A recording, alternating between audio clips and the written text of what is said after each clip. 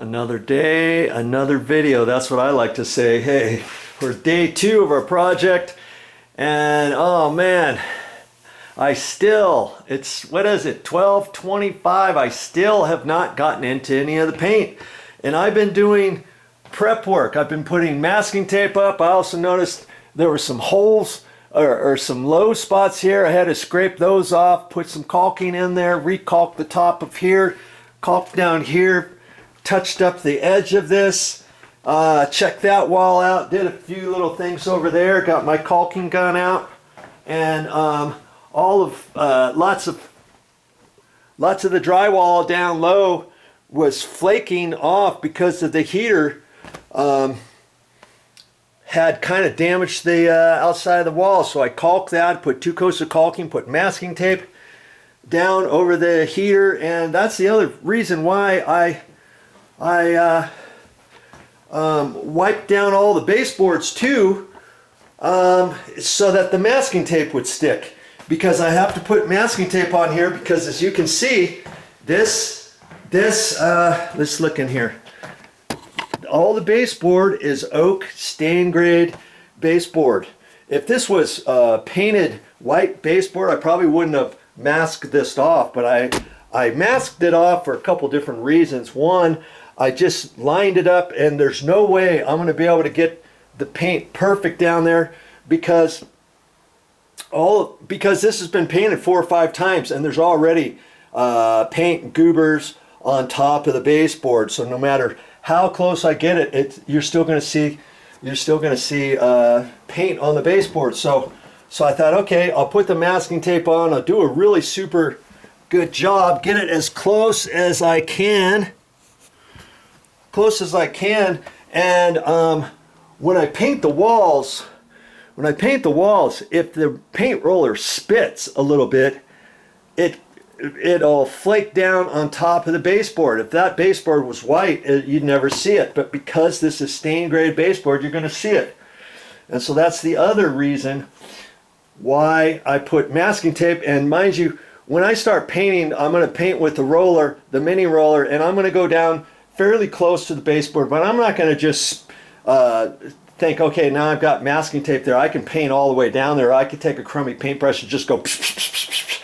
No, don't do that, because this is textured on the wall, skip trowel texture, spray texture in other areas. The baseboard or the masking tape, it can only get so tight. If you were to take a paintbrush and just paint it at a 45-degree angle and just paint all along there, and some of that paint's going to go underneath, and then when you pull the masking tape off, because you've got a buildup of paint down there, the masking tape could rip off some of the paint that you just put on.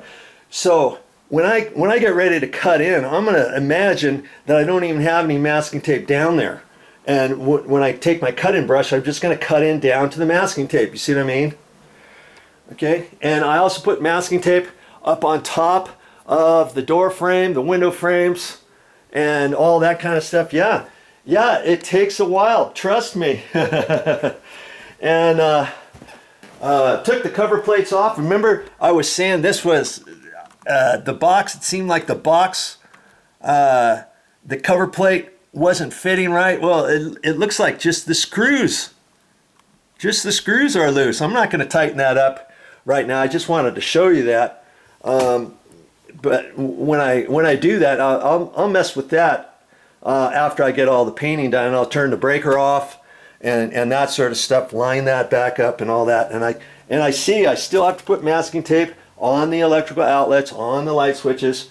You always want to do that. Don't leave a duplex outlet like that and think, oh, I'll be careful, I won't hit it with the roller, and son of a gun, right over. You weren't paying attention, you got half of it, now you got to clean the thing off. And it's a pain cleaning those off with a little screwdriver after the paint's dry, trust me. So I still got a little bit to do, and I've been working along here. I had to put masking tape all down here, and on this here, you remember I told you I was going to caulk that baseboard. You see there? I caulked it. Let's get you down this way. I caulked it Doesn't that look pretty good? It's pretty straight line. You've got to do a little bit at a time. Key to that is having a small tip of your caulk gun. I'm waiting for that to dry before I put the masking tape in this section. But remember I had the door bumper. The door bumper was on the wall. I took that off. I patched that right down in there. I took the bumper, put it over here, and next time I come here, I'll take that one off and put a new one, a more heavy gauge one. But for the time being, that's fine. And I've got the these hinge door stops adjusted properly. Okay, they just happen to have two there. Okay, and I've got that, so it kind of bounces. See, if you're not doing it hard. But if a kid comes along here and hits it, well, at least the doorstop is going to stop it, and I've still got about a good inch and an inch and a quarter. When I put the new bumper on there, the new bumper is a little bit longer than that too, and this thing will stick out about like that. It'll be fine. Okay, I even went the extra mile. This was sunk in. It looks awful. I recalked that. Okay, and the different things, caulked above there where there was a crack, caulked down here. There was a plastic anchor there, took that out, caulked that, caulked up there. And so every time I turn around, I see something else that needs to be done. And you got to get to a point. And when I started cleaning off the walls and stuff, you just take one wall at a time and then concentrate on one wall. If you see something, fix it and go on to the next. Don't think, oh, okay, I'll remember this, or remember that, or remember that. Pretty soon you're not going to remember. Okay? And so now I've got everything ready in here to get painting. I've got this hallway done. The bathroom's almost done. I still have to wait for the caulking down there to dry before I put masking tape. Yeah, I'm still going to put masking tape down there. See, I put masking tape over there. I've got masking tape. I was able to fish it down underneath, around behind the toilet. Had to fix the baseboard over here that was loose. And it's like, hey, if I don't do that now, and when I get all done with this, somebody's going to say, hey, how come they didn't do this? How come they didn't do that? And so, you know, your paint job could morph into something a little bit more than you thought. I had to touch up this outside corner, touch up this corner, caulk a little bit, and reimagine a corner in a couple areas that had been flaked off. And it's just, you know, one thing after another. This is day 2. It's noon already, and I'm getting tired again. And I'm going to take a little break, and then, well, when I come back, I'm going to keep going. I'm going to keep going, and I know I'm going to get the paint, the flat or the eggshell paint done. I got masking tape on these. Got everything ready over here, and you know what I'm going to do too. And I don't know if you saw the other video, you might have come up with this same thing too. Here's my new paint. 2 gallons of eggshell, 1 gallon of semi-gloss. The semi-gloss is going to go in the kitchen, and it's going to go in the bathroom. And I don't know if I said if I had enough semi-gloss, maybe I'd do the closet or something. But I don't want to do that. And remember, this semi-gloss here, there's about this much left. Granted, this paint is 10 years old. This is a flat paint. I'm gonna throw this away. It's already dried up.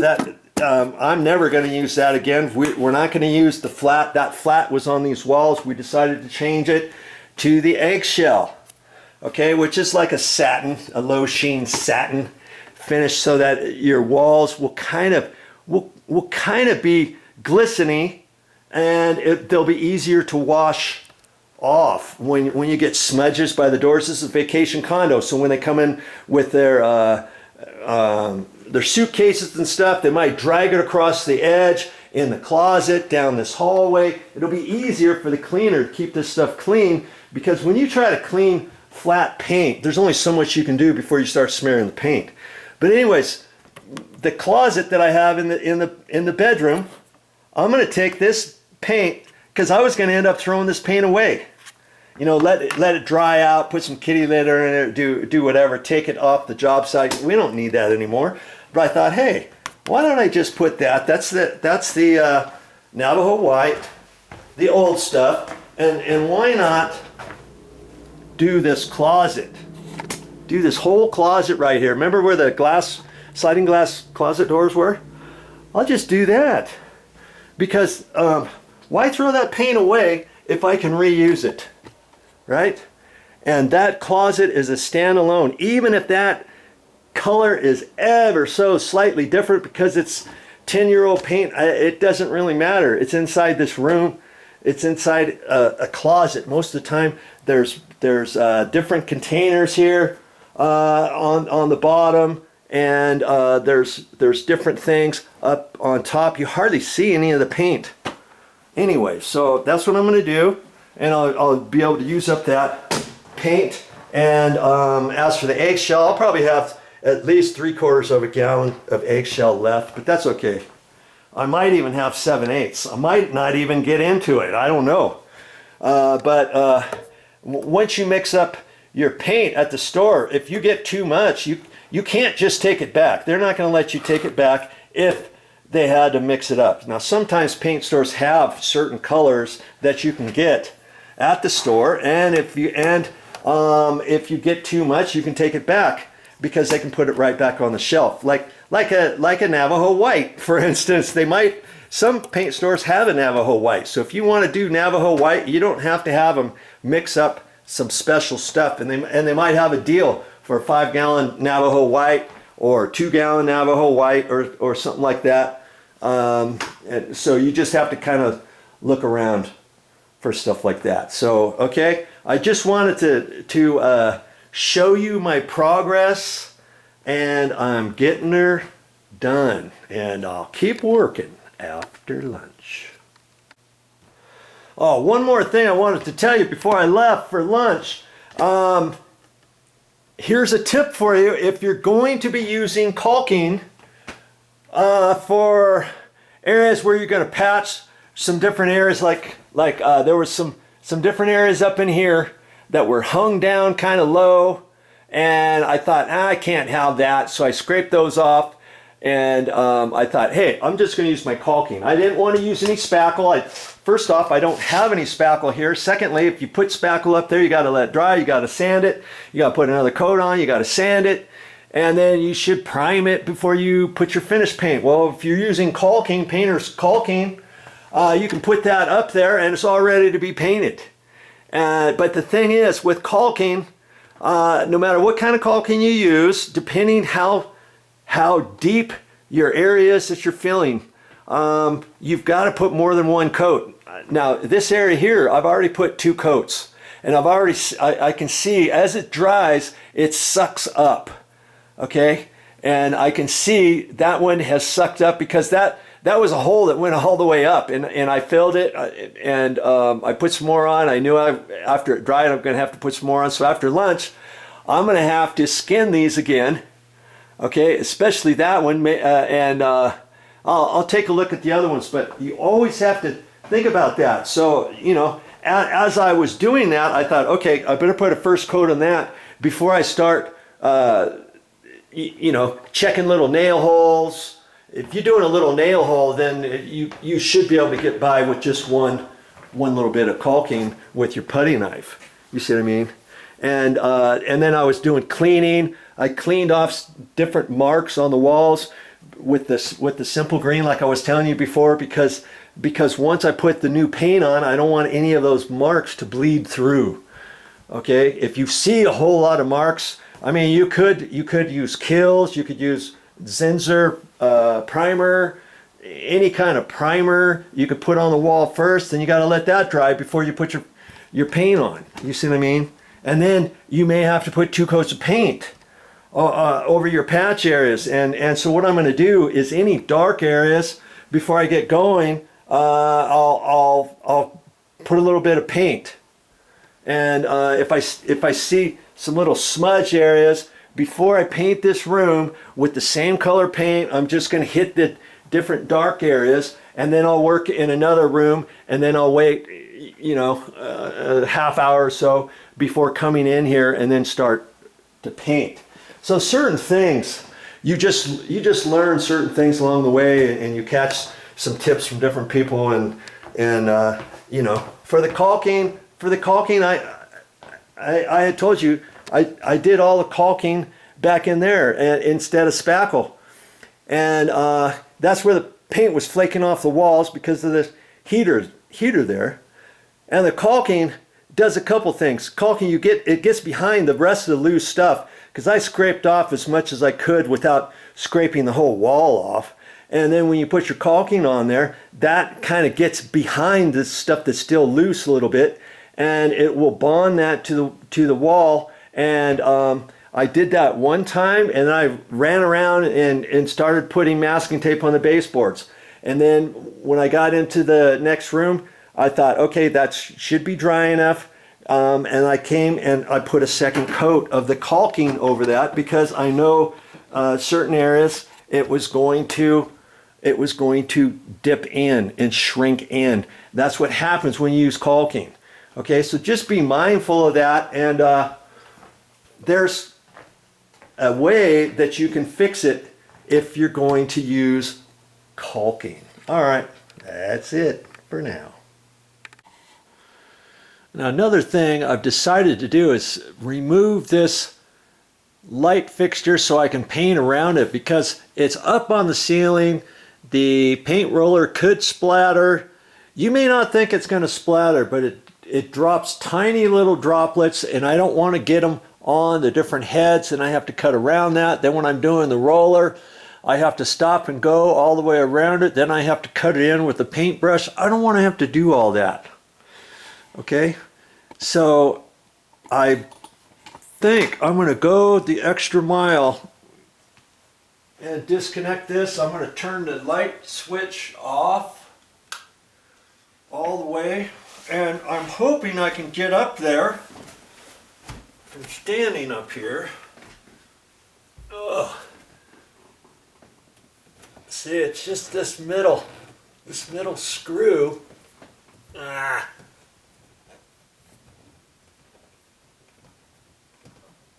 Of course, it's giving me fits.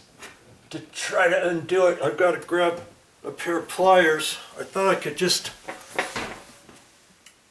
do that. Now I'm going to have to find my pliers.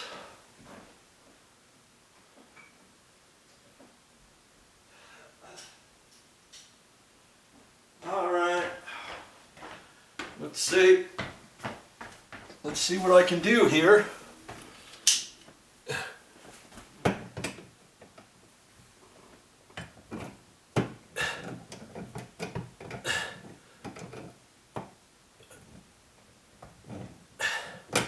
Even if I wasn't making a video of this, I would still remove this light fixture.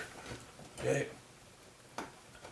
And I'm thinking it's going to be easy enough. Okay. Now this whole thing should drop down like that. And there's a couple wire nuts here. And look at that. Now I've got to get my Phillips screwdriver out. Good grief. Because it's underneath that. It's underneath that ground screw, silly rabbit. And that's what I get for not wearing my nail bag. Every time I stop wearing it, think, oh, I just need this, I just need that, and I've got stuff all over this place.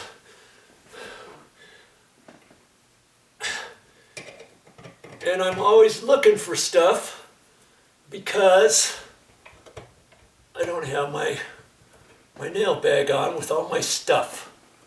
Okay, and I'm just going to take that off. Boy, they didn't even really have this wrapped on there very well at all. I'm gonna have to redo that a different way next time. And you see, they've done it a couple different times. There's wire nuts, and I know there's only 2 wires up here. See, a black and a white wire. So if I have the light switch off, I should be fine. Now, if I had 5 or an extra set of wires up here, that could mean they ran the power to the light fixture and then went down to the light switch. If that's the case, if you just turn the light switch off, nothing's, you know, it's still going to be hot up there. I don't generally run into that. Okay, there. Got that out of my way. It's all these things that prolong your project for sure when you get ready to paint. You know what I mean? And so I'm just gonna kind of wrap this up like that. Make sure my wires aren't touching anything in case somebody comes by and turns the light switch on, or I can take the wire nuts, put them back on here.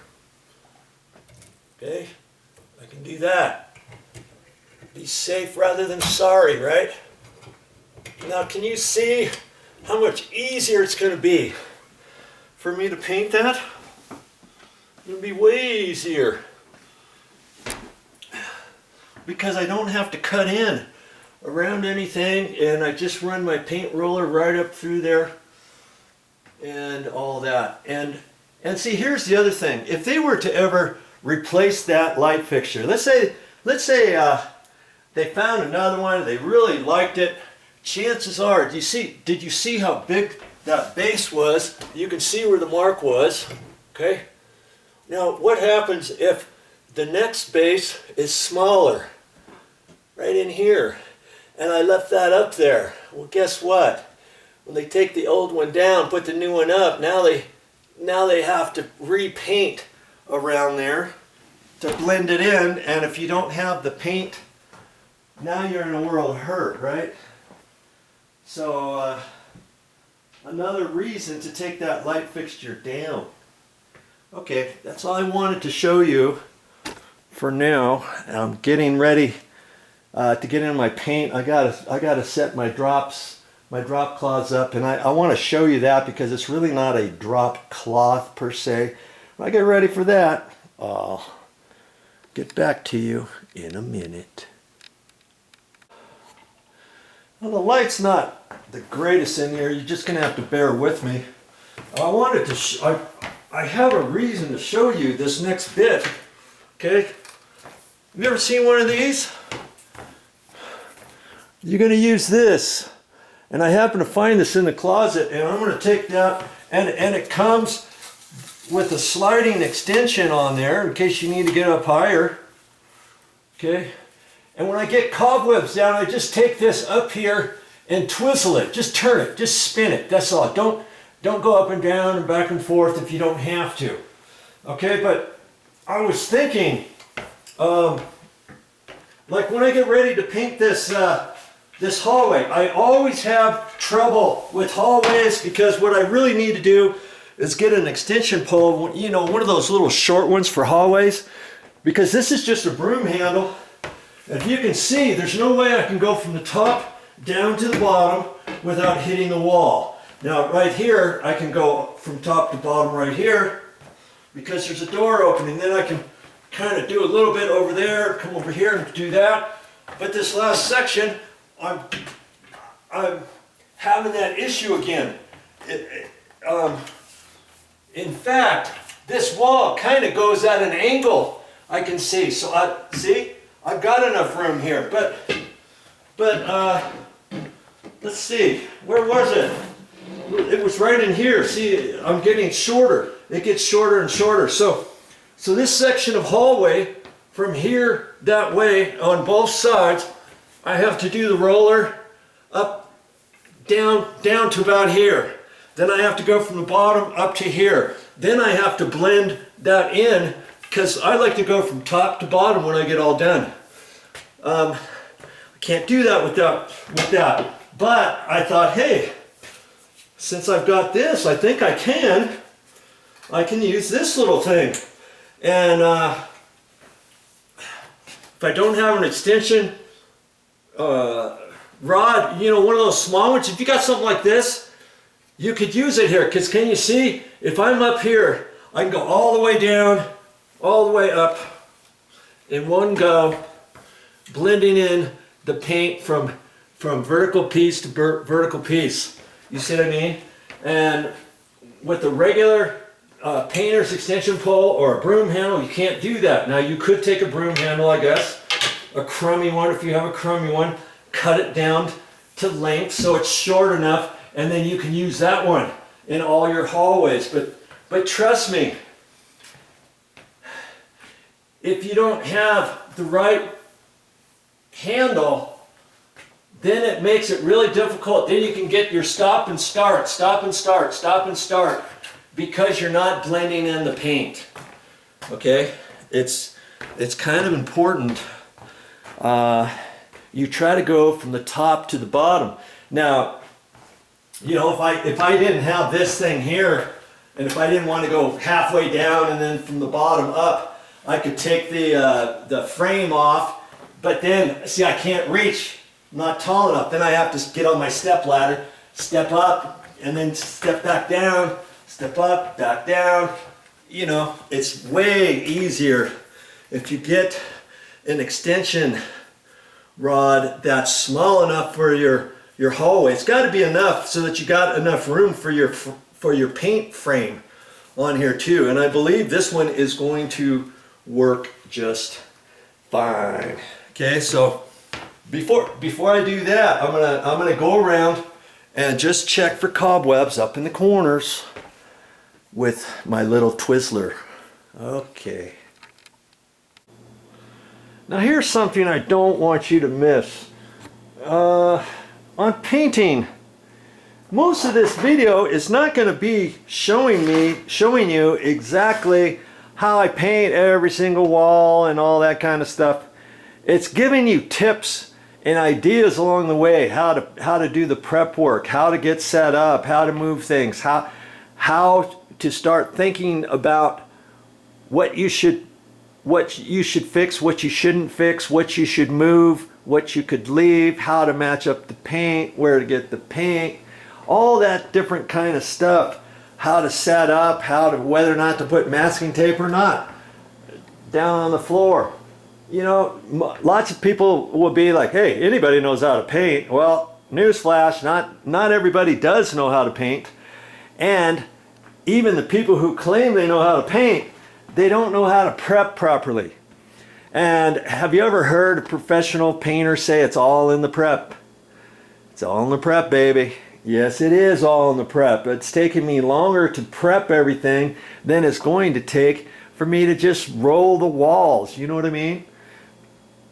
But if you want your job to look properly, then it's all about the prep and spending the time to removing light fixtures, spending the time to removing closet poles, to removing the handrails, to removing the towel bars and your towel ring in your bathroom, having it all set up and ready so nothing is in your way, no trim is in your way, nothing is in your way, and you're all ready to go.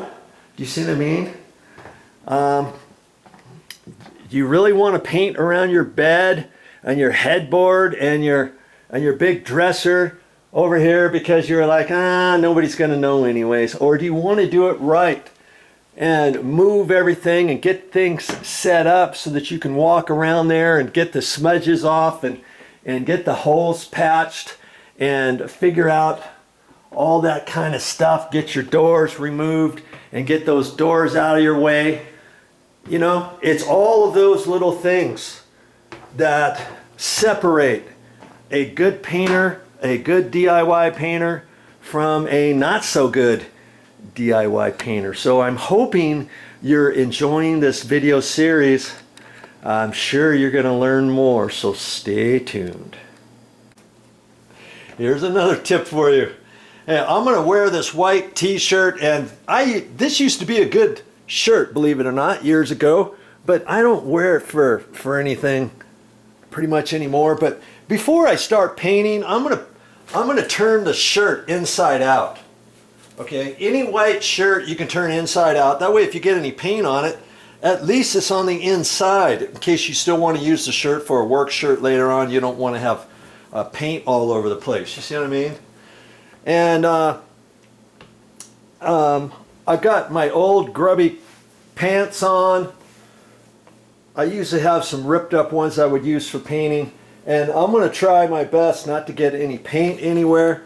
I used to have some crappy shoes, but now my shoes are, I don't know if you can see them, but this light in here is terrible. These are my good Hoka shoes. You see them? In any case, I don't want to get any paint on there. I could take some plastic bags. I even brought some plastic bags, little grocery bags, and I could put them on for little booties, or if I had some little booties, I could put those on to protect my shoes, or I could take my shoes off. I don't really want to take my shoes off because I'm going to probably be going up and down the ladder to a certain extent when I get ready to do the paint cut in and all that. So, you know, get set up properly. And I've got my back support on, my knee brace. I got my my knee pad ready, and I got my construction light ready because I had to remove a couple lights so that I can make sure I can see properly in the different rooms and that kind of stuff. Just take a little time, and you'll be good to go.